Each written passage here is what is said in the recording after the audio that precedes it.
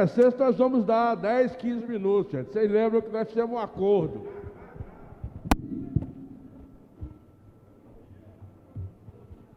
Nossos prezados companheiros, companheiras, representantes de sindicatos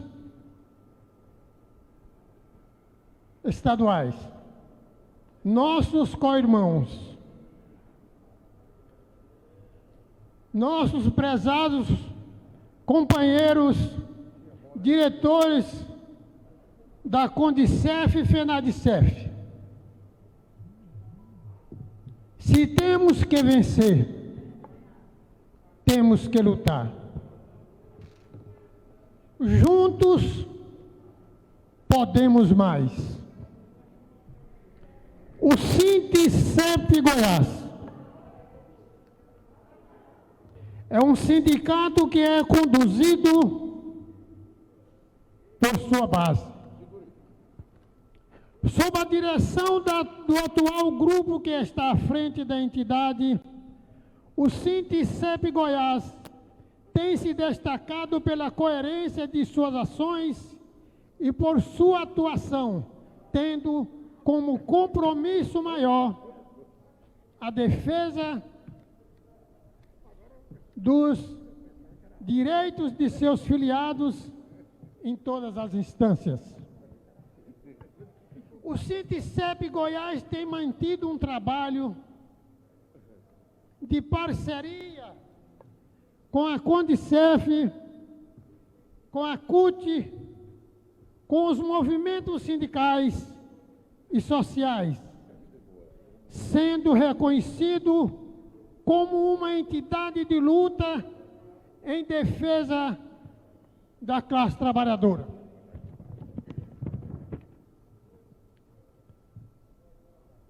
Tanto em Goiás,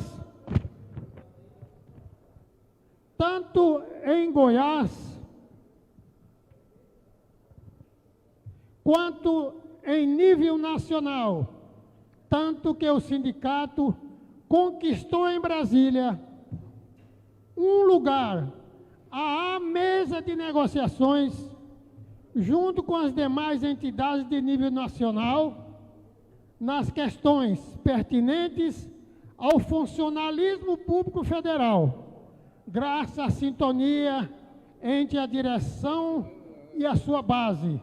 Somos referência para entidades de todo o país na luta em defesa dos trabalhadores. Vamos conferir juntos importantes que se marcaram a nossa atuação à frente do Sindicep Goiás, tais como, item 1, a luta pela criação e oficialização da GACEM, que é gratificação de atividade. Em setembro de 2008, quando, ao contrário da indenização de campo, servidores ativos, aposentados, pensionistas, passaram a receber a GACEM também nas férias e licença-prêmio. Isso não é pouca coisa. Isso não é pouca coisa, porque antes não existia isso. 2. Aumento da pontuação do GDP-ST, que é gratificação de desempenho, dos aposentados e pensionistas, de 30 para 40 pontos em 2008 e para 50 pontos em 2009. A partir de 1º de janeiro de 2019, a integralidade para trabalhadores que aposentaram a partir de setembro de 2013. Trabalhadores, aposentados e pensionistas de nível auxiliar do Ministério da Fazenda foram beneficiados com a incorporação da GAI, que é gratificação de atividade executiva, e em vencimentos básicos a partir de 2012. 4. Retorno de anistiados da CONAB aos seus empregos nos anos de 2008 e 2009.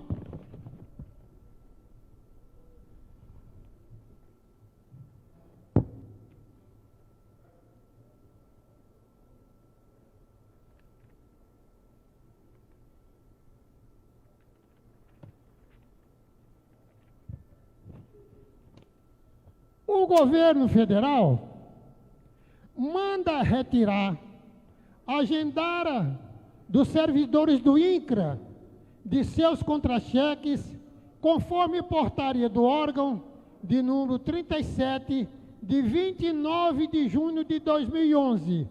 Neste sentido, o Sinticep Goiás resgatou a agendara.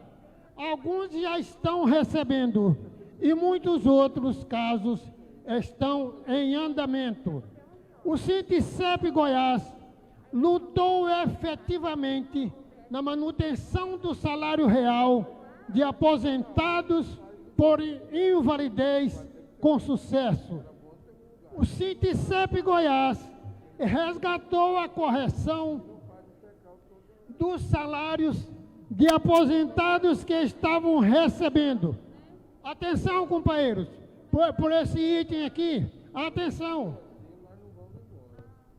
Correção dos salários de aposentados e pensionistas que estavam recebendo de 7,44% a 68,47% a menos em seus contra-cheques e nem sequer sabiam, em alguns casos. Em fevereiro de 2009, o Sinticep Goiás, a Condicef e demais entidades conquistaram a incorporação da GAI ao vencimento básico, incidindo nos anuênios, representando ganhos que chegaram a 160% em alguns casos.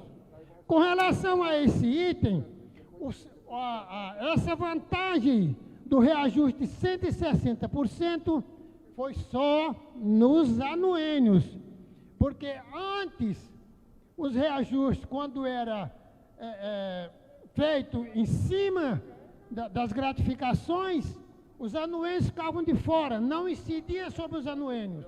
Mas a partir, então, da negociação de 2015 com o governo federal, nós conseguimos essa vitória de os anuênios,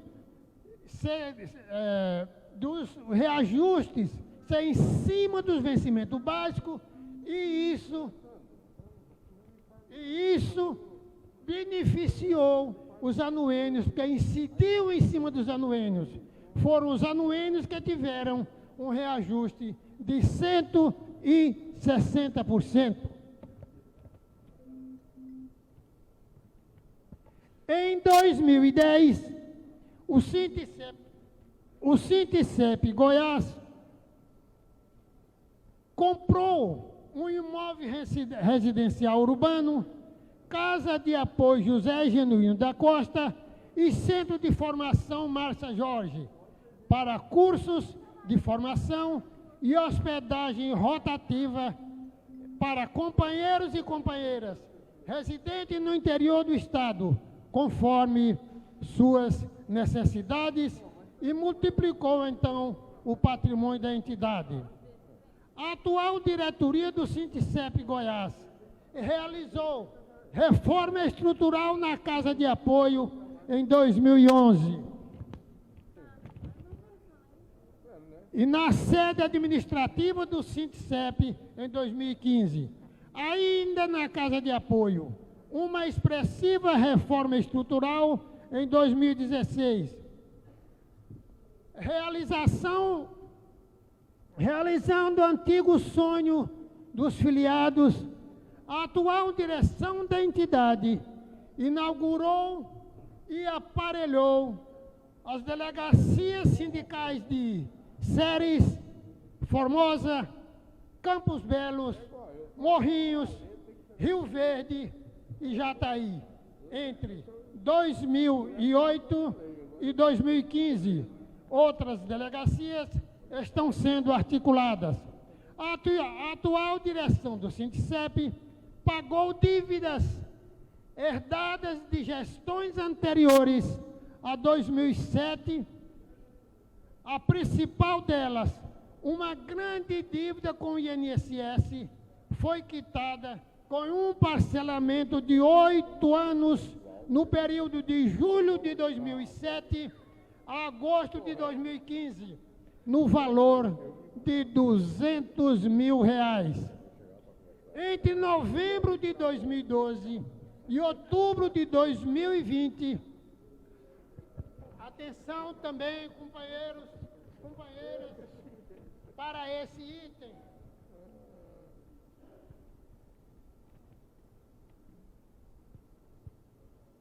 Entre novembro de 2012 e outubro de 2020, a diretoria do Sindicep Goiás, por meio de sua assessoria jurídica, pagou a seus filiados mais de 60 milhões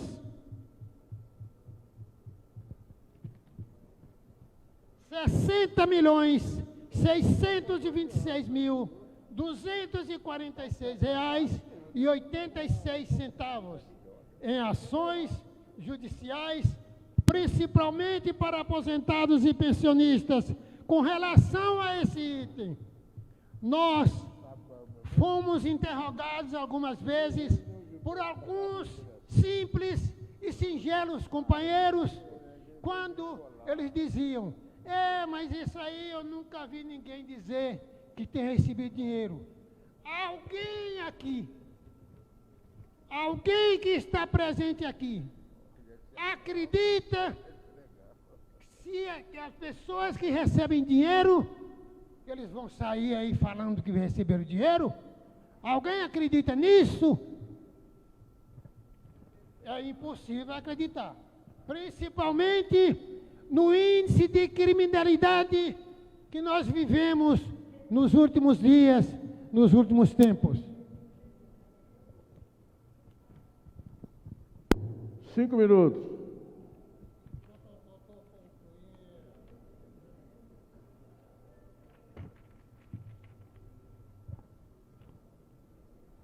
O Sindicep Goiás, junto com a Condicef, a CUT, povos indígenas, entidades estaduais, conseguiram revogar a extinção da FUNAI. Outras várias ações em defesa dos trabalhadores, dos órgãos e da população indígenas permanecem em andamento. Na campanha salarial de 2015, o Sindicep Goiás, junto com a Condicef e entidades nacionais, alcançou vitórias históricas para os servidores, retornando o retorno da paridade salarial entre ativos, aposentados e pensionistas, com a incorporação do GDP-ST e da HCEM em 100% a partir de janeiro de 2019. Reajuste aplicado diretamente ao VB. Reajuste salarial de 10,8%, dividido em 2 parcelas, garantia de continuidade das negociações e das demandas específicas, entre outras. A diretoria do Sindicep Goiás, na ocasião da plenária sindicato de base, em 29 de junho de 2018, em atendimento às reivindicações de vários filiados e filiadas, foi discutido, colocado em votação e aprovado por maioria absoluta dos 104 delegados presentes, e foi deliberado a aquisição de um imóvel de lazer localizado na cidade de Caldas Novas, em 26 de setembro de 2018.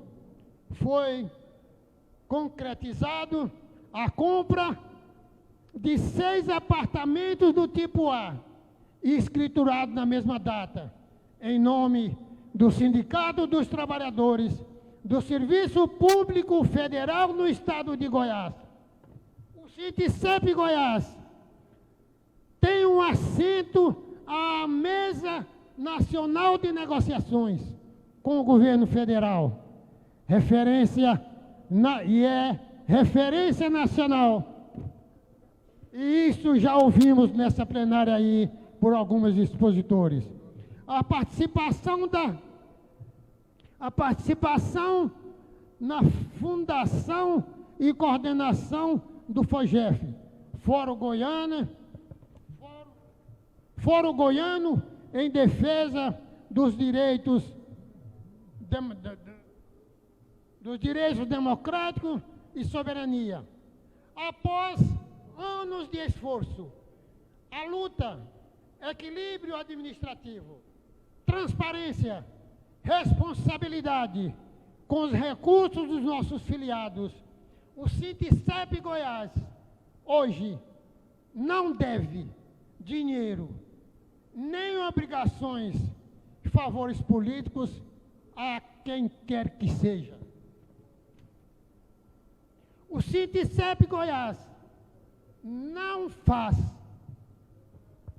O Sinticep Goiás não faz acepção de pessoas. Um dos segredos do bem-estar, da dimensão humana e a prática da gratidão, com a consciência tranquila, somos gratos a cada afiliado, a cada afiliada que acreditou e acredita nessa direção. Temos a consciência tranquila de que temos feito tudo ao nosso alcance, com a mais absoluta transparência, ética, honestidade, para devolver a você, em forma de ações de luta, toda a confiança depositada na atual direção.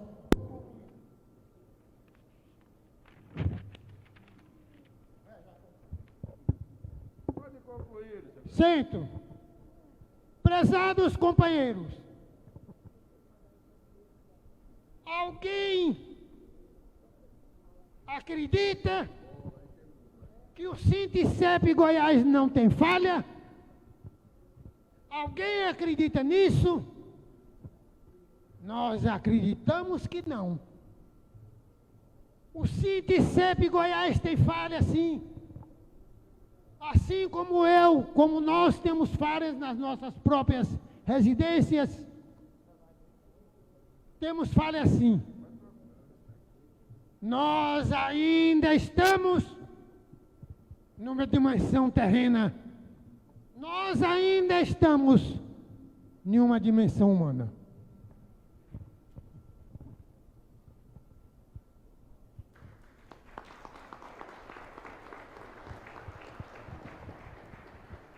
Nós queremos agradecer aqui a reflexão do seu Crescêncio, né? E mais uma vez, salvas de palmas para ele, né?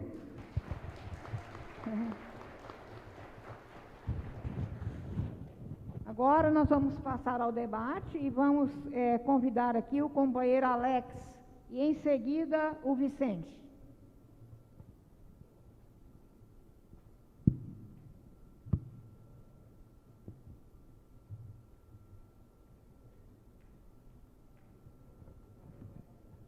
Boa tarde, pessoal. Tudo bom? Meu nome é Alex, sou da Quinem. Estou retornando aí. Na verdade, é o sindicato, né? Que eu sou do Rio, mas agora estou aqui em Goiás mesmo, junto com o Sinticep. E para começar minha fala, parabenizar primeiro os companheiros e as companheiras que se dispuseram a estar aqui, presente, acompanhando o debate, as falações. Parabéns a vocês. São poucos os servidores que têm essa consciência. Parabenizar a mesa, que é até difícil chegar aqui e falar depois de tantas explanações. Mas é importante que nós, do plenário, também estejamos aqui colocando nossas opiniões,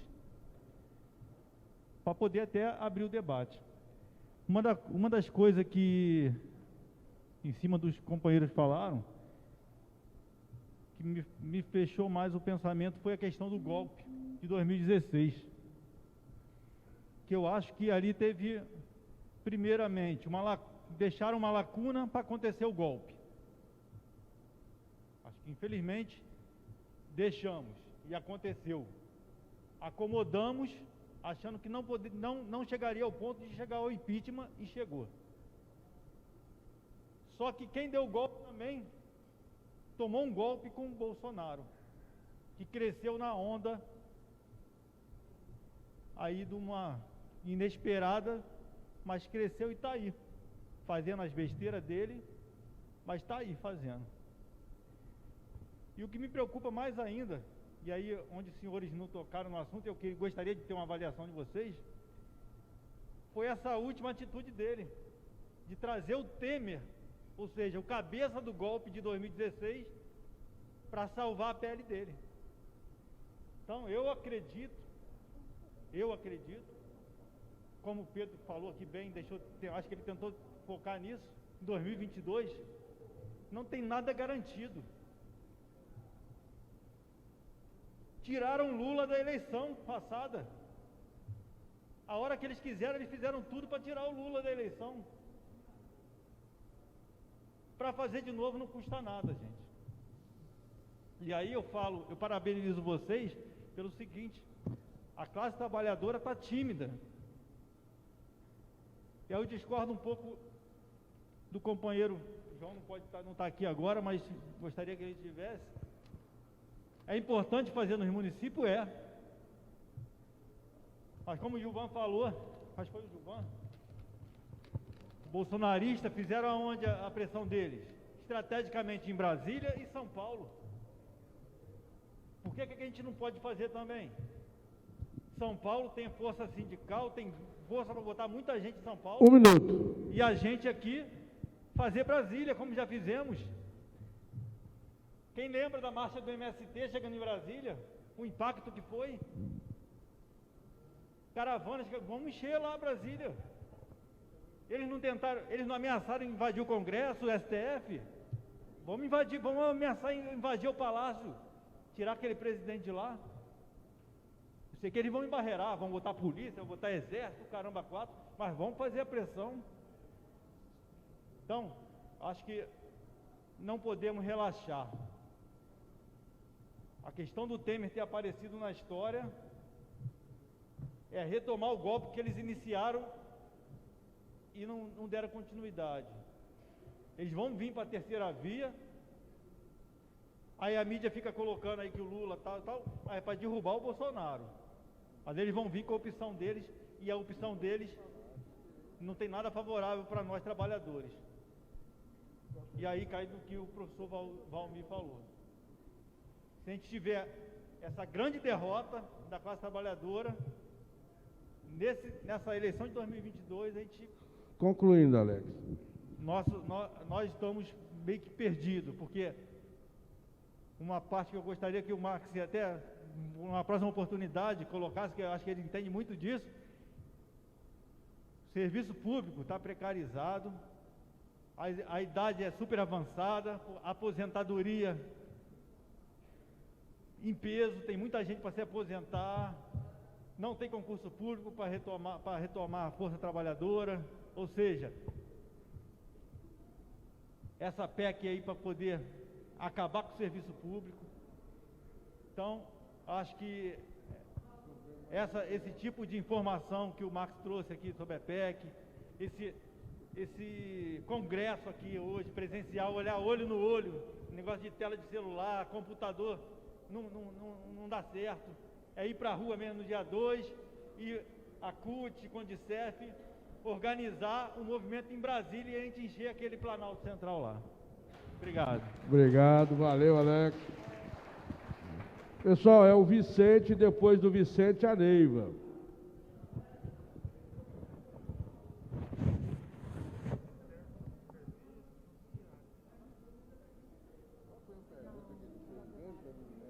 Boa tarde, todos e todas.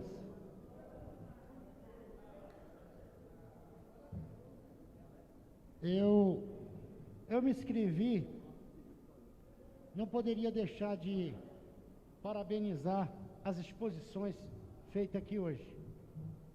Professor Valmir, Gilvan, Ademar, Pedro Armengol e até a Dulce. A mesa foi muito feliz. João, que não está mais presente, né?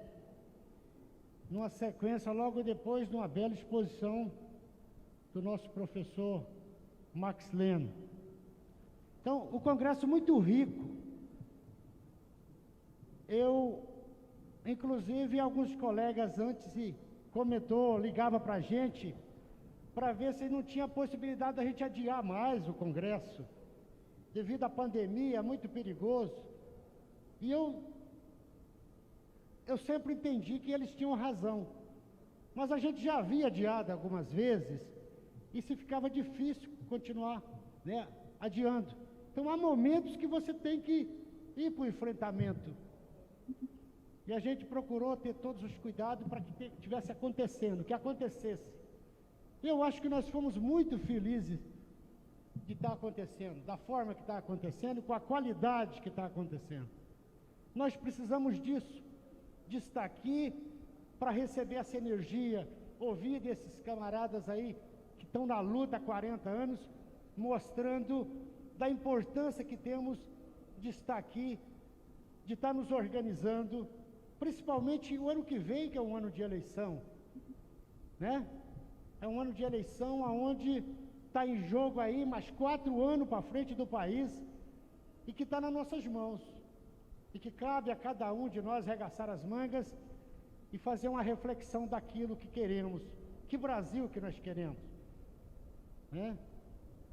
E pelo que eu ouvi aqui dos camaradas, a colocação deles é de que o serviço, nós não estamos aqui para salvar o nosso serviço.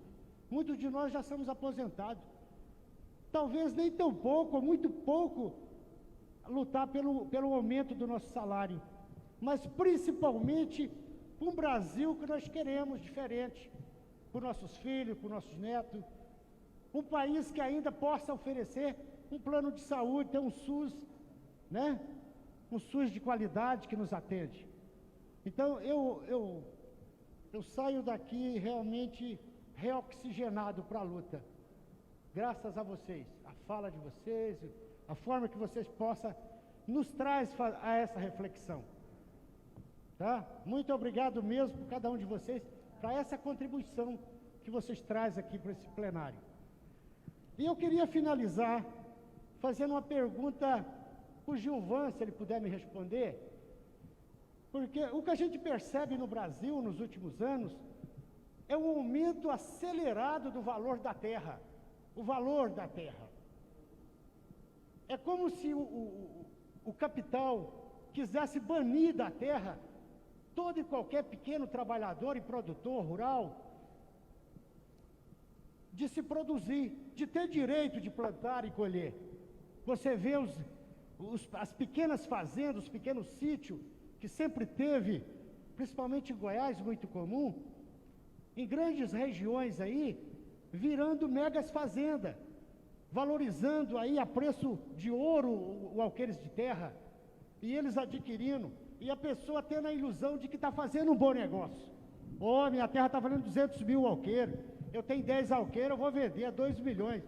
E chega depois, ele morre pobre uns anos depois, e aquela terra ele nunca mais consegue ter de volta, porque ele imagina que aquilo, ele ficou rico, porque o alqueiro de terra na região dele passou a valer 200 mil reais.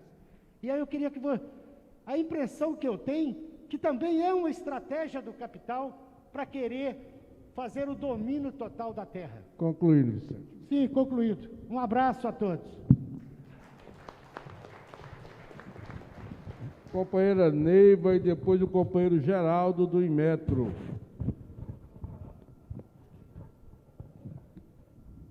Geraldo, primeira, pode? Então vai lá, Geraldo, depois a Neiva, vamos lá. Pessoal, na fala do Geraldo, encerra as inscrições, hein? Bom, boa tarde a todos. Agradecer pelo convite, né, que eu tive para essa presença aqui. Agradecer a mesa, a todos, a Ademar, E dizer o seguinte, como eu não entendo muito assim, de política, e a gente não acompanha muito, não tem instrução para isso, mas eu fico tranquilo no seguinte, porque nós temos um sindicato muito profissional que defende toda a categoria nossa, entendeu? Então a gente não tem muito que preocupar com um ou outro, né? Nossa esperança é o sindicato está para proteger nós, e nós não vamos discutir sobre esse negócio. Mas é isso mesmo, não tem muito o que falar, já tem um sindicato que responde por nós, né? Então tá bom, muito obrigado pelo convite, viu? Obrigado. Neiva, depois da Neiva, o Wellison. Encerraram-se as inscrições, companheirada. Mas quem quiser encaminhar perguntas por escrito à mesa, está em tempo ainda. Desculpa, Neiva. Não, boa tarde, né, a todas as companheiras e companheiros, né. A gente vive um momento muito complicado, né, porque a questão da pandemia, a questão das percas, os amores, os desamores, né, que a gente foi perdendo, o amor que a gente tem, né, o amor que a gente tem pela pátria, pelos filhos, né. Aí eu concordo com o Pedro, quando eu vejo a bandeira do Brasil na mão da forma como estão usando, a gente fica triste. Porque tinha que ser o contrário, né? Tinha que ser o contrário. Então eu prefiro a bandeira vermelha mesmo, sabe? Que ela é vida, que ela é sangue, que ela é vida, né? Isso é uma concepção minha. E eu fico com a opinião do professor não, da UFG, João Pires, né? Do professor também, claro. Né? E parabenizando os professores, saudar o Paulo Freire, né, professor? Que é o nosso baluarte, né, o MEC não teve coragem de homenageá-lo, mas o mundo fez, né? Isso é importante. Eu fico com a proposta do João Pires, quando ele fala que em todo lugar do estado de Goiás, né, tem, né, em 5 lugares tem as delegacias nossas, tem os outros sindicatos, né, o Sintego, tem outros, e que a gente pudesse trabalhar a questão da união e trabalhar no interior, né? Articular e dar a cara também, mostrar a nossa cara lá no interior. Porque fica só aqui, aí parece que só a capital tem esse know-how, mas não é. A gente também tem que articular isso no interior, com as bases, né, da igreja, né? Eu sei que a igreja católica é que tem mais essa coisa, porque as igrejas também estão sendo manipuladas, né? Como que a gente fala? Né? As pessoas, os cristãos que estão ali dentro, estão sendo manipulados pelas grandes lideranças deles, Sila Malafaia, e aí vai todo mundo, né? A gente já sabe. Não teve coragem nem de vacinar aqui, mas foi vacinar no exterior, né? E falando que não precisava da vacina, e muitos ainda não tomaram porque eles articulam isso, aí morre, né? Por falta. Mas eu quero deixar unidade, essa unidade das forças que nós temos no interior, né? Em várias cidades aqui, a gente tem como organizar isso. E para o dia 2, e as outras greves que tiverem, ou as manifestações, que a gente possa dar visibilidade. E para as delegacias nossas, de sedes, né, Jataí, Formosa, todas essas apresentações que foram feitas aqui, elas estão gravadas, e que a gente possa, que vocês possam reproduzi-las, junto com os outros colegas, né, e chamar os outros colegas, a nível municipal, nível estadual, para ter essa compreensão. Porque tem muitos servidores também que estão apáticos também. Então, eu acho que é uma forma de aglutinar os colegas e companheiros, certo? E também chamar as lideranças locais, porque assim vai multiplicando as ideias, a fala, o entendimento, né? E quero parabenizar o professor Max também, né? Todo o pessoal da mesa, o Gilvan, porque eu acredito que o Brasil, ele é nosso. O Brasil não pode ser vendido nem dado para outros, por uma pequena classe. Dizem assim que a elite desse Brasil é tão atrasada e nojenta, porque se ela fosse mais esperta, ela teria outro know-how e a gente poderia estar em outro patamar de situações, mas é o contrário. Está centrado na mão de poucos e tem gente que ainda acha que é rico, mas não é rico, né? Porque o entendimento de riqueza é muito difícil, né? 1 minuto. Então, eu quero deixar como proposta, Ademar, é que fortalece as delegacias com esses encontros mais rápidos e que a gente possa chamar as lideranças locais e de estar fortalecendo o nosso movimento. Parabéns a todos vocês.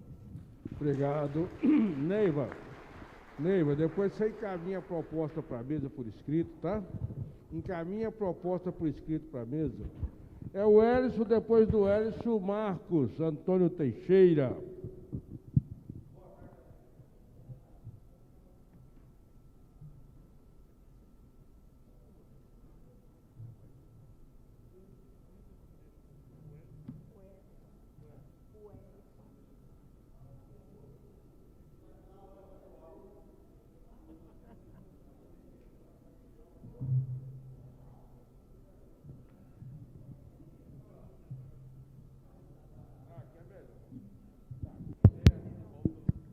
Voltou. Vamos lá então.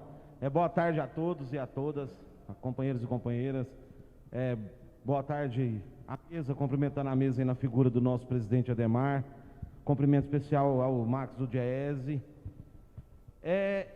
O João Pires fala numa parte da fala dele, a questão da bandeira do Brasil, né? Os outdoors aí pelas estradas, pessoal aí do agro, e essas bandeiras. E eu costumo dizer nas conversas com os amigos, com parentes, assim, nas discussões políticas, que eu costumo chamar esse pessoal, não de patriota, mas de patriotários. Porque cagaram na nossa bandeira, vestem uma camisa de uma CBF corrupta para falar de honestidade e, infelizmente, estão tentando ser o único grupo dono da nossa bandeira, mas a nossa bandeira é de todos e muito mais dessa classe trabalhadora desse país, que é quem carrega esse país nas costas.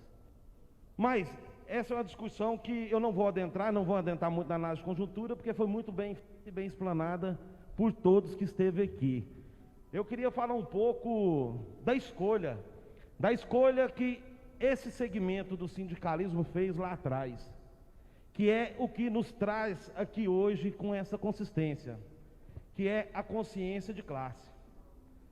Trabalhamos com a consciência de classe, nunca trabalhamos com desconto obrigatório sindical. Poderíamos ter um sindicato aí aqui em Goiás com 30 mil filiados, mas não. Temos o que temos e temos com qualidade, porque cada um que está aqui, com as divergências, com as nossas posições antagônicas do dia a dia, mas estamos aqui porque queremos estar aqui. Contribuímos não uma vez por ano, contribuímos 13, porque temos consciência de classe e entendemos que podemos construir um mundo do trabalho melhor dentro desse segmento aqui do sindicalismo. E o que nos traz aqui, eu quando entrei no serviço público, Ademar, em 2009, vindo da iniciativa privada, já entrei dentro de um comando de greve nacional, eu me perguntava, mas espera aí, esse sindicato só faz luta? Porque do que eu conhecia para trás do sindicalismo, embora militasse no campo de esquerda, era muito limitado, a gente não tinha nada a não ser o desconto sindical, o imposto sindical. E o que nos faz estar aqui hoje discutindo se temos ou não, se temos condições de avançar na pauta,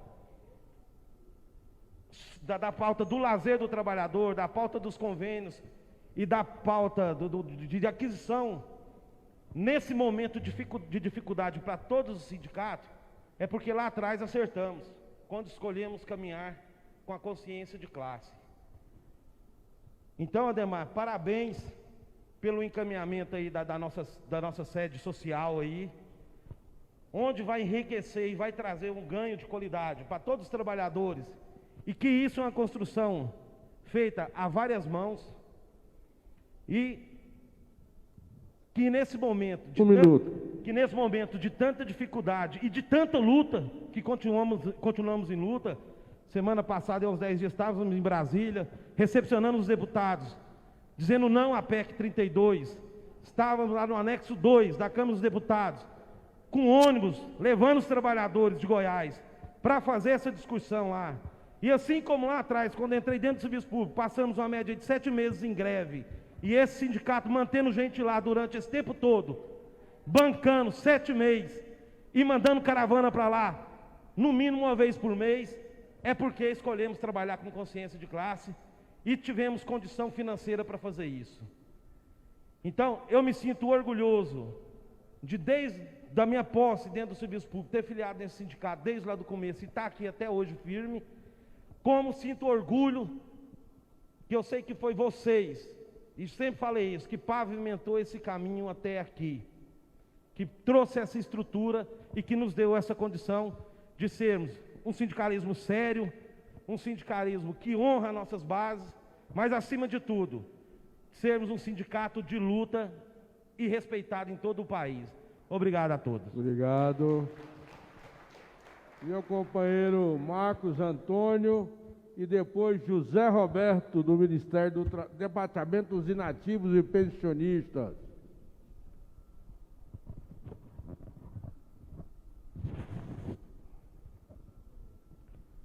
Boa tarde, companheiros.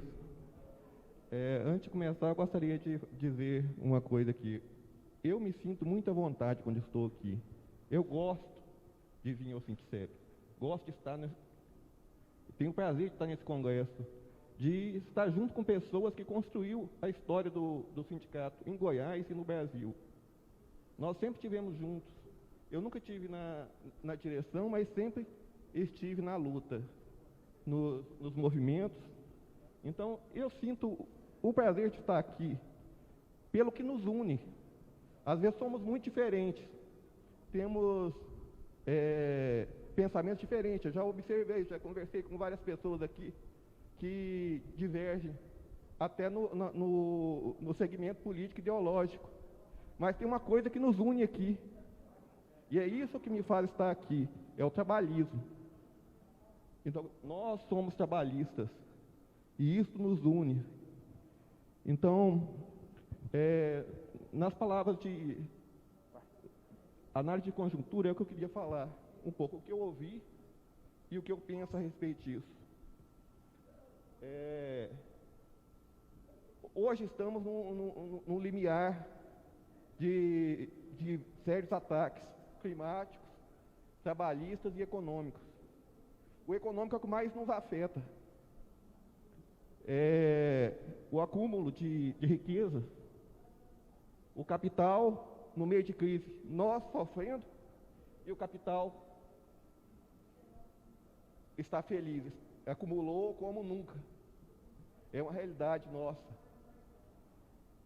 Mas essa realidade já era prevista no final do século XIX. Adam Smith e outros pensadores chamavam o povo para a liberdade de mercado. E era pensamento dominante na época, e o mercado foi para esse segmento desse pensamento. Mas já existia também pensamentos contrários, que pegava uma outra forma de pensar e uma outra forma de fazer economia, que era Karl Marx e outros pensadores. E ele previa que nós íamos chegar nesse momento. O acúmulo do capital pela burguesia, não vou chamar elite, porque elite é o que tem de melhor. E quem tem capital não tem o melhor. Então, quer dizer, eles têm capital, que eu também não chamo de riqueza, porque, na minha opinião, capital não é riqueza. Capital é a exploração do nosso trabalho. Então, eles acumulam, e Karl Marx previa que nós chegaríamos a uma época que teria muito capital acumulado na mão de poucas pessoas, e que esse capital, num certo momento, ele ia perder a sua função, como aconteceu 1 minuto. na década de 30, com a queda da Bolsa. A queda da Bolsa. Aí eles viram que a fórmula não era perfeita. Então, neoliberalismo. O liberalismo se torna meio Karl Marx. Eles falam que o comunismo morreu. Não, o comunismo começou aí, quando eles viram que a fórmula deles não dava certo. Então, eles criaram uma fórmula de ciclos. Nós produzimos, e quando quebrar, nós arrochamos. E começamos tudo de novo. Reengenharia e reconstrução, mas a fórmula é sempre a mesma. Quem pagar a conta somos nós, trabalhadores. Então, Karl Marx já previu essas máximas e previu a forma da gente sair dela, que era, muitos não gostam da palavra, mas era comunismo. Mas o comunismo, ele tem que ser esclarecido. Comunismo não é tomar terra de ninguém, não, tomar cá. E quem faz isso é os bancos. Não é comunismo. É ter uma produção, programada para servir as pessoas. Porque o capitalismo, o que ele pega? Ele pega a mais-valia, o acúmulo de dinheiro, o acúmulo de riqueza. O acúmulo de riqueza sempre vai cair na mão da burguesia e vai perder a sua função. Depois eles têm que explorar a gente de novo. Então, quando chegar as próximas eleições, nós temos que rever essa forma de votar. Porque eu já vi também aqui colegas falarem que não vai votar para pobre, porque pobre vai roubar mais. Uma coisa triste falar isso. Mas a gente tem que ter consciência de que a gente tem que ouvir o discurso, aprender um pouco sobre política. Sem aprender um pouco de política, nós vamos continuar votando mal. Né? Então, quer dizer, aqui em Goiás, Ronaldo Caiado tem uma história centenária de perseguição. Todo mundo conhece as histórias da gruta lá de Goiás. E, no entanto, o cara teve 60% de voto. Então, quer dizer... Concluindo, Marcos. O que nós aprendemos com isso? Que a renovação da nossa Câmara Legislativa e Federal, ela não se renova, ela renova muito pouco. É sempre família. Então, nós temos que admitir o erro e passar a pedir renovação. Acreditar no trabalhador. O trabalhador tem que votar em trabalhador, tem que acreditar no trabalho. Eu acho que o caminho nosso é esse. É acreditar no trabalho, acreditar nos trabalhistas e acreditar na mudança. Obrigado a todos.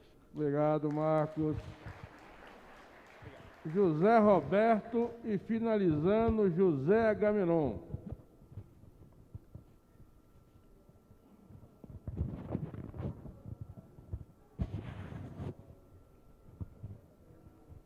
Boa tarde, companheiras e companheiros. Eu quero aqui parabenizar cada um que participou desse congresso, parabenizar também a nossa base, que dirige o nosso sindicato, em nome do presidente Ademar, e também agradecer a cada um que colaborou aqui com esse congresso, dando a sua participação e trazendo mais enriquecimento para nossa categoria. E no meu entendimento, passando já na questão da campanha, do ano que vem, 2022, eu queria deixar aqui o meu entendimento. Com todo respeito, eu estou colocando aqui o que eu penso. Eu venho acompanhando, porque essa última gestão foi muito complicada. A gente teve muitas limitações, a gente teve muito pequenos espaços para a gente poder combater isso que a gente viveu. Porque eu conversava com pessoas que eu tenho conhecimento, aí essas pessoas diziam que a gente estava vivendo isso por causa de um momento apocalíptico. Aí eu ficava assim, mas como, né? Eu tenho um conhecimento, sem querer desmerecer qualquer crença, às vezes por professar uma crença diferente, mas eu não entendo assim. Aí eu vejo aquilo que eu estava acompanhando pela internet, nesse ato de 7 de setembro, eu vi lá várias lideranças religiosas em cima do palanque. Então eu acho que a gente tem que trabalhar também essas pessoas. A gente tem que, às vezes, conversar, respeitando a ideia, a crença que ele traz, mas mostrando para eles que isso daí, às vezes, é uma má interpretação que ele está tendo, porque às vezes ele está fazendo uma coisa que, tipo assim, você, até nas nossas leis, as nossas leis, quando um juiz, ele vai prolatar uma sentença, ele interpreta da maneira que ele achar que ele entendeu aquilo. Então eu acho que nesse segmento religioso, se todo mundo der só um rumo e todo mundo acompanhar, eu acho que não é por aí. Um então, minuto, eu acho que Zé. a gente tem que olhar bem essa situação, porque eu entendo que a vida, ela nunca vai acabar.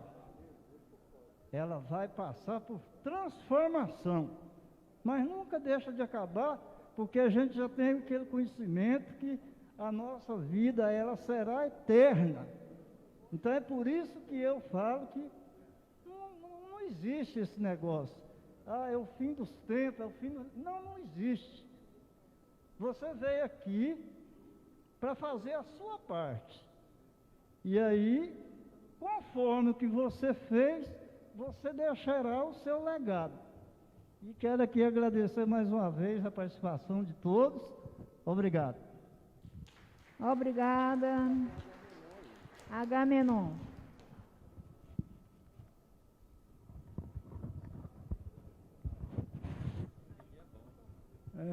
Eu sou Agamenon, já foi declarado aí pela mesa, eu sou servidor do IBAMA. Então, para quem não saiba, o IBAMA é um dos órgãos que está sendo mais, assim, pressionado por essa administração. Então, superintendente, de 3 em 3 meses, a gente troca um superintendente lá em Goiânia. Então, quer dizer, não é um superintendente, é um senhor que vem, um mandatário que Brasília manda. O cidadão não tem conhecimento da legislação, tem várias as dificuldades, está entendendo? Para demandar o trabalho, e aí cria várias dificuldades. Então, hoje, nós, servidores do IBAMA, estamos tendo dificuldade de desenvolver nossas atividades. Então, hoje, como nós sabemos, recentemente, o Ministério da Economia, senhor Ademar, mandou um documento para o Ministério do Meio Ambiente, em seguida esse documento chegou na presidência do IBAMA, então, em que exige que o IBAMA redija um documento facilitando, criando condições para facilitar as ações de depredações na Mata Atlântica, Cerrado, os nossos biomas. Então, nós temos 5 biomas. Então, o que o agronegócio pressiona, que isso aí é proposta do agronegócio, é que seja afrouxado a atuação da fiscalização. Então, não tem um estudo, a nossa sorte, companheirada aqui do sindicato, é que esse governo, ele é incompetente. Está entendendo? Ele não tem competência nem para fazer as coisas que ele tem interesse. Então, ele manda um documento, não tem base legal, não tem embasamento jurídico, entendeu? O embasamento jurídico necessário, não tem um embasamento técnico, daí esse documento, ele é empurrado de um ministério a outro, e aí gera uma cobrança sem ninguém saber nem de onde vem essa cobrança. Mas, como a gente que trabalha, que está lá dentro, a gente tem a certeza que esse documento tem origem nas bancadas que defendem o agronegócio no Congresso Nacional. Daí, nós fazemos o possível, estamos resistindo dentro das nossas possibilidades, que nós somos servidores, nós não detemos o poder, está entendendo? Então, nós somos servidores. Daí, nós não aceitamos como, dentro das nossas condições, da legislação nossa que nos defende, então, nós rejeitamos toda a atividade que venha em contrariedade ao decreto que nos dá condições de trabalho e a lei de crimes ambientais. Então, cidadãos, a situação do órgão do IBAMA, uma autarquia que vem sendo, como é que se diz? Vem sendo expoliada por essa administração. Um minuto. Pois, como sabemos, a mídia tem informado a todos, estamos numa situação muito comprometedora, porque nossos técnicos são pressionados, nós façamos tudo que tem que ser feito, mas somos pressionados e nós encontramos dificuldade de exercer com a dignidade o nosso trabalho. Então, essa é a realidade do órgão da autarquia IBAMA. Então, essa eu estou falando que a gente tem conhecimento e está lá. Então, sem ampliar mais o leque, como vocês todos sabem, toda a administração pública está sendo pressionada, o servidor desvalorizado, você faz um documento, eles não valorizam aquele documento, dá um parecer sem pé e sem cabeça, e aí a nossa preocupação... Concluindo, por favor. Tranquilo. Então, a nossa preocupação é que vocês nos ajudem, e o sindicato principalmente, para que a gente nos fortaleça na resistência contra essa política de expoliação, desvalorização do servidor público. Então, muito obrigado à mesa, uma satisfação. E fora Bolsonaro! Fora Bolsonaro! Concluindo as inscrições, nós passamos a palavra agora ao Ademar, com 3 minutos, né, Ademar? Dá para você... Pessoal, olha, antes que as pessoas digam que a gente não prestou atenção, algumas propostas vieram à mesa. Então, quando a gente for fazer os encaminhamentos amanhã, essas propostas serão lidas, tá ok? Quem ainda tiver proposta está em tempo. Enquanto a gente estiver por aqui, quiser mandar, estou colocando aqui dentro do envelope, tá aqui. Pessoal, olha, eu só queria agradecer. Eu, sinceramente, de todos os congressos que a gente participou, o público mais atento que nós tivemos foi esse aqui. Quero parabenizar. Uma salva de palmas para nós. É lógico que uma ou outra hora o cara foi no banheiro, não tem jeito, né? Foi lá e tal, mas voltou e ficou atento. Eu quero realmente agradecer a essa forma como vocês se comportaram nesse congresso. Tenho certeza que quando chegarem nas suas localidades, vão chegar lá dizendo, o Pedro disse que o negócio agora é fora Bolsonaro, que não tem esse negócio de PEC 32, e que o pessoal lá do jurídico explicou isso e aquilo e etc. Tenho certeza absoluta disso. E, terminando aqui essa parte do debate, nós vamos, estou até aproveitando o meu tempo para organizar, nós vamos para os grupos de trabalho, certo? Então, lembrando, vocês receberam na entrada um papelzinho.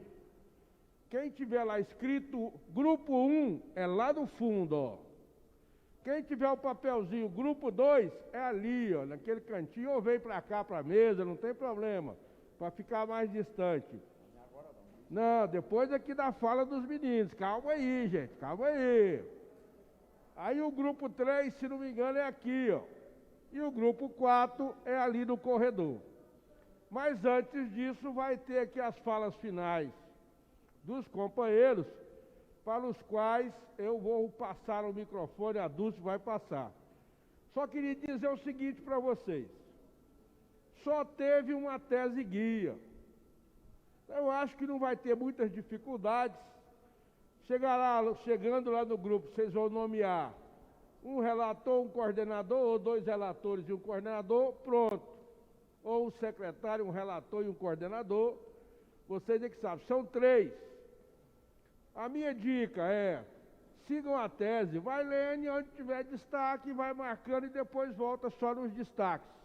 Eu acho que é por aí, vai avançar mais rápido. Mas cada um tem a sua metodologia, não sou eu aqui que vou exigir. Eu só estou dando uma sugestão. Então, queria novamente abraçar cada um e cada uma, agradecer ao meu amigo professor Valmir, ao meu caro amigo também do MST, e o Pedrão, que está sempre presente conosco, que ele já está se tornando aqui quase como diria o professor Crescêncio, ele faz parte da família Condicef, né? Quiçá os outros também aqui, daqui uns dias, façam parte dessa família também, viu? Família Sintcep.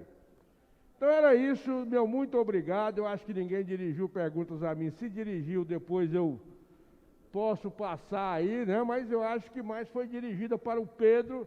Parece que eu vi uma para o Valmir e outra para o meu companheiro aqui também. Então vamos lá, pessoal. Com você, Dulce.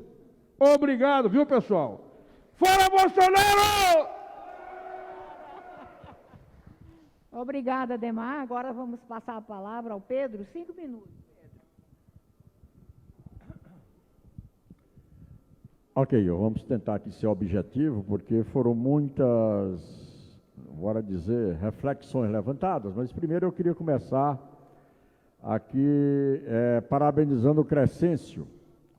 No momento que ele traz aqui para vocês, né, delegados e delegadas, filiados e filiadas ao sindicato, as conquistas, né, que essa organização, ao longo do tempo, vem conseguindo, com todas as dificuldades, dentro de um Estado voltado para os interesses do capital, mas que mesmo com esse Estado voltado para os interesses do capital, a organização dessa categoria proporcionou muitas vitórias.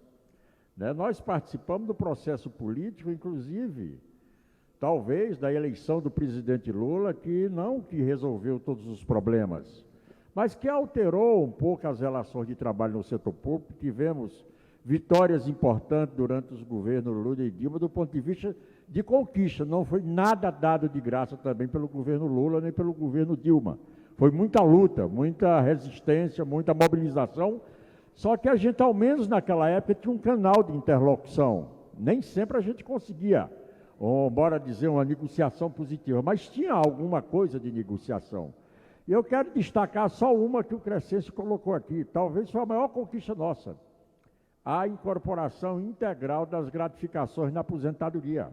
Né? Para mim foi a maior conquista que nós tivemos, Porque naquele tempo, inclusive, eu estava inviabilizado de me aposentar.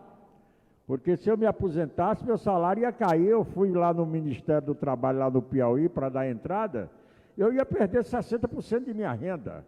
E eu digo, eu não tenho condições de sobreviver só com 40% de minha renda, né, tal.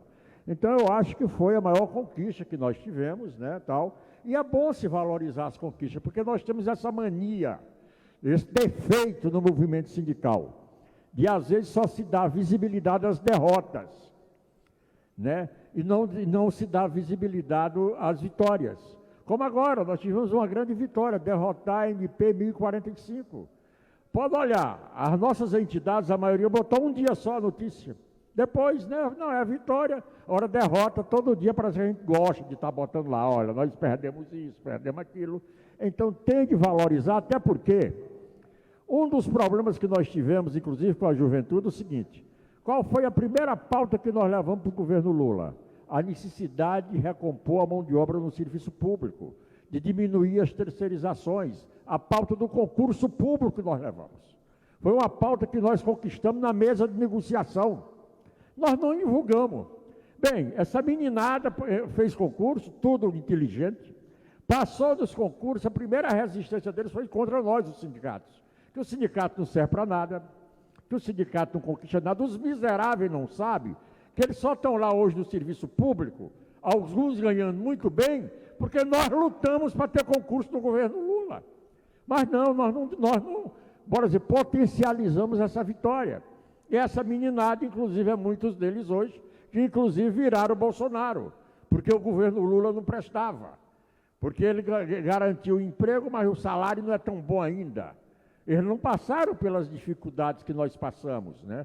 Para que a gente, os enfrentamentos que, inclusive, nós foi que fizemos mais greves no governo Lula. Apesar de alguns equivocadamente dizer que a gente fazia conciliação de classe com o governo Lula, nunca. Nós sempre cumprimos nosso papel de organização da classe trabalhadora para defender a pauta da classe trabalhadora, independente de qual seja o governo. Independente, né?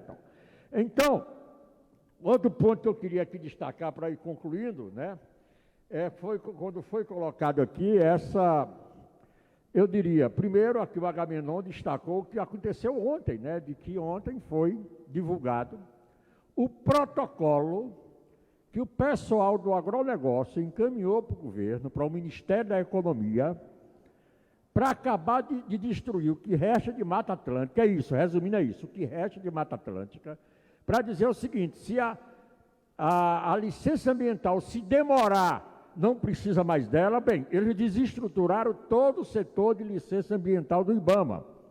Não tem mais estrutura para ter agilidade na emissão de licença ambiental. Então, todas vão atrasar. E eles vão destruir o Cerrado, que faz fronteira com a Amazônia, é o projeto de destruição, né? É isso que está dado naquele protocolo que o Ministério da Economia enviou para o IBAMA emitir um parecer sobre isso. Esperamos, agora sabemos que a pressão vai ser muito grande, que o IBAMA, e o Ministério, aliás, não é nem o IBAMA, o Ministério do Meio Ambiente também, os técnicos têm a responsabilidade de não concordarem com o absurdo aquele protocolo encaminhado pelos empresários, né, tal. E um debate também que está colocado na agenda, essa questão de se misturar Estado com religião, com crença religiosa. Nós somos um Estado laico, né, que tem respeito, que deve respeitar todas as crenças religiosas, mas o que a gente está vendo no momento, na atual conjuntura, desde a eleição do Bolsonaro, é uma mistura entre Estado e religião, com um certo fundamentalismo religioso, onde, né, um contingente muito grande, claro que não são todos, né, principalmente os setores evangélicos, têm lideranças, pastores que levam os seus fiéis como gado, literalmente como gado, de forma cega, né, apoiando esse projeto de destruição do país. Mas, infelizmente, é isso que está acontecendo, essa mistura de Estado e religião, e nós defendemos o Estado laico. Estado não tem nada a ver, o Estado tem que respeitar todas as crenças, todos os credos, e não misturar Estado e religião. Mas é a realidade que está vivendo. Então, gente, eu só queria também aqui agradecer, dizer que hoje eu literalmente aprendi muito, inclusive com o debate que foi colocado aqui, tanto pelos companheiros que estão aqui na mesa contribuindo com as reflexões, como com a intervenção de vocês, e sempre vamos estar aqui à disposição para estar contribuindo com o debate, com a construção da mobilização e com a nossa luta, inclusive, já a partir da próxima semana. Um abraço a todos e a todas.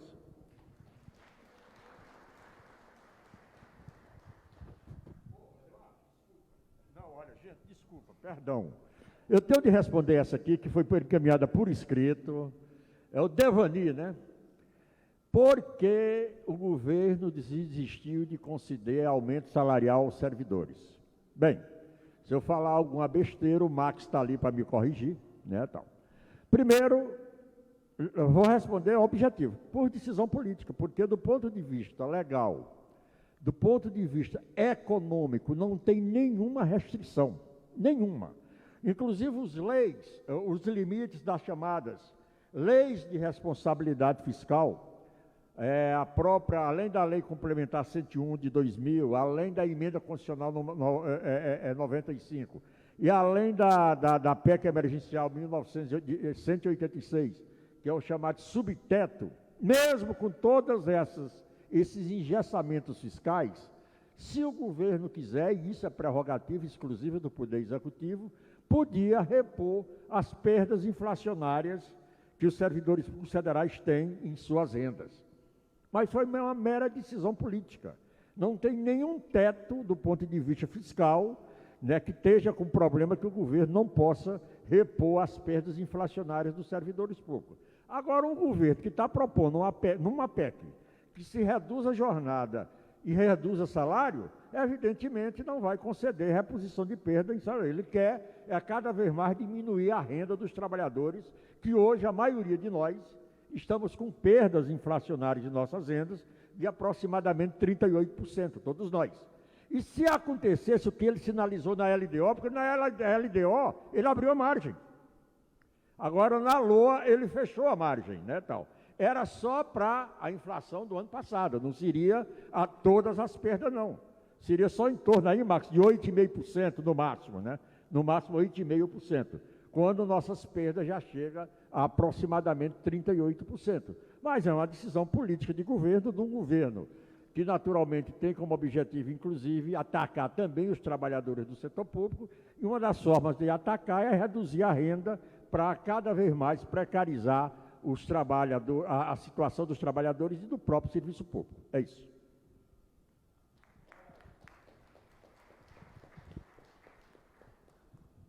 Obrigada, Pedro. Agora passamos aqui para o professor Valmir, 5 minutos. Bom, 5 minutos. Eu vou pedir o Gilvan para me dar um cutucão na hora que eu estiver chegando no final, né? Então, inicialmente, uma resposta à questão que o Alex, não é? Havia levantado, né? Qual a razão do Bolsonaro ter trazido o Temer, né? Se nós olharmos com atenção, teve esse gesto de aproximação com o Temer, depois teve a tal da carta, a reunião com um grupo de empresários super ricos, né? E ontem, na capa da Veja, sai um Bolsonaro, digamos assim, mais comedido, estabelecendo compromissos quanto à legalidade, ao processo democrático, ao respeito à Constituição, etc, etc, etc.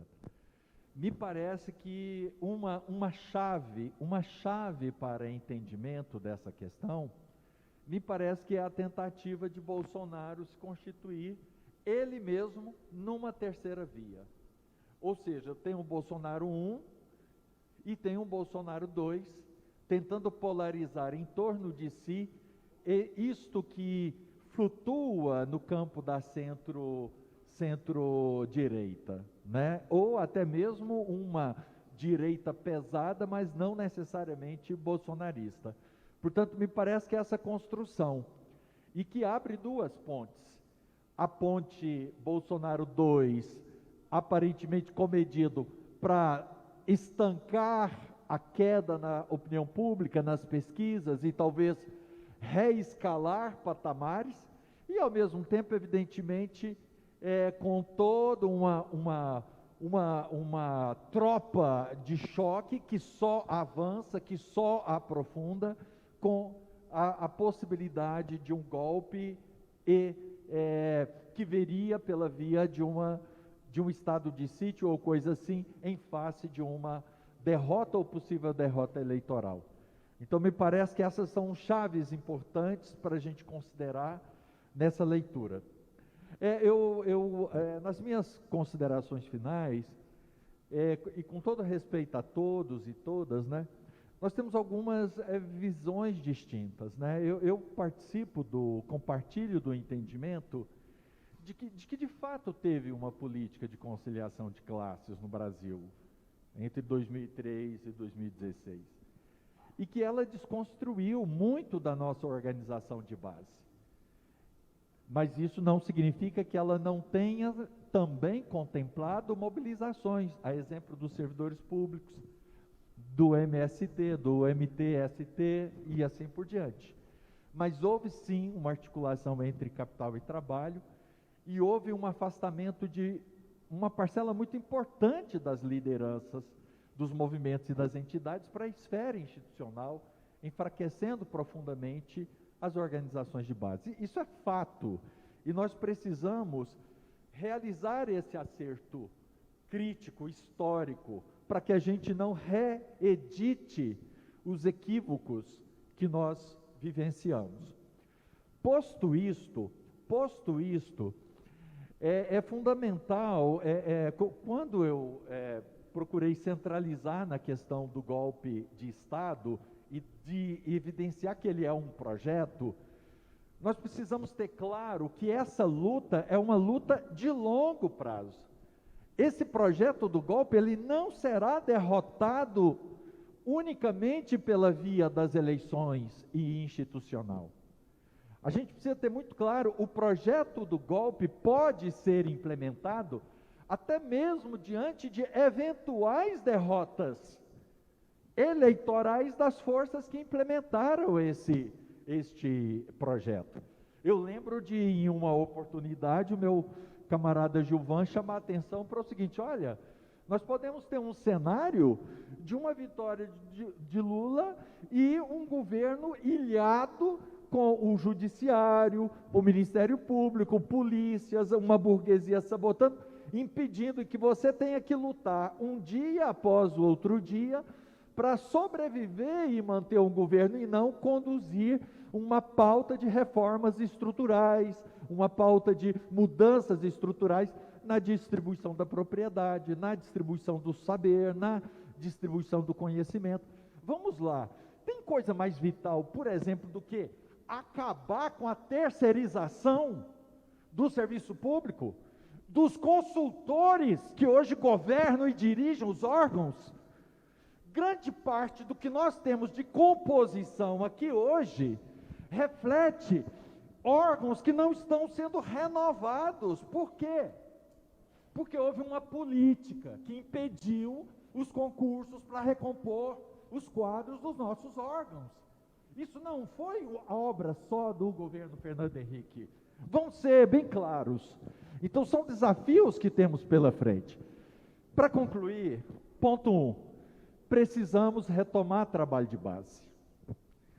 Ponto 2, é necessário irmos para a periferia, subir o morro, é necessário reaprender a fazer trabalho de base nas comunidades.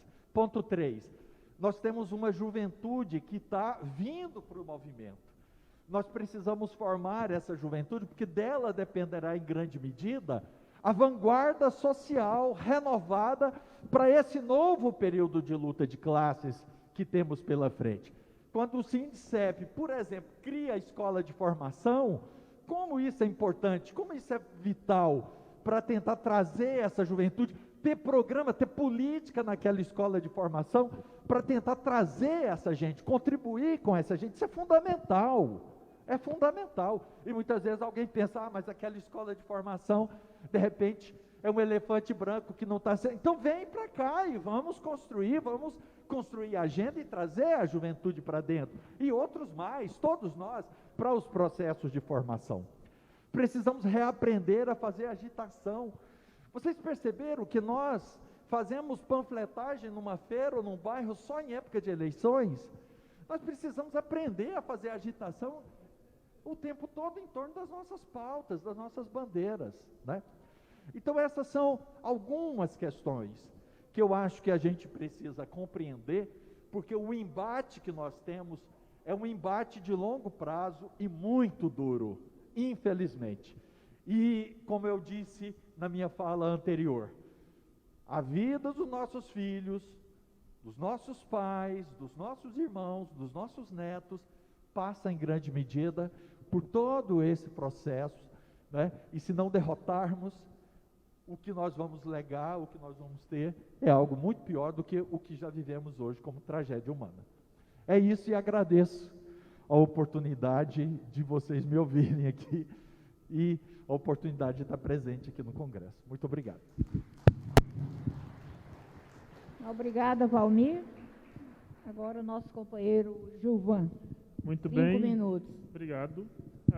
Eu combinei do Valmir fazer uma explicação um pouco mais aprofundada e eu dar a benção final aqui. Então, vou ser bem breve. Acredito que as questões aqui levantadas, elas vieram muito mais como complementos à leitura, e é isso mesmo, né? Uma leitura, ela é feita por vários pensamentos e ela tem que se contemplar e se completar num processo dinâmico e dialético, né? Essa questão só mesmo um comentário bem rápido, meu companheiro ali falou da questão do preço da terra. Eu acho que, primeiro, que a terra no Brasil, o capitalismo brasileiro, ele desenvolve, o capitalismo mundial, um dos pilares do capitalismo mundial é a propriedade privada. No Brasil, o capitalismo se desenvolve mantendo a grande propriedade privada como um dos pilares de acumulação, como um dos pilares, inclusive, de poder. E a terra no Brasil é uma expressão muito forte de poder. Tanto é que o cara é jogador de futebol, quando ele acumula grana, ele compra uma terra, mesmo a área dele sendo outra. O cantor compra uma terra. Muitos de nós, quando faz aquela fezinha na Mega Sena, fala, se eu ganhar, eu vou comprar uma fazenda. Porque é uma expressão de poder, né?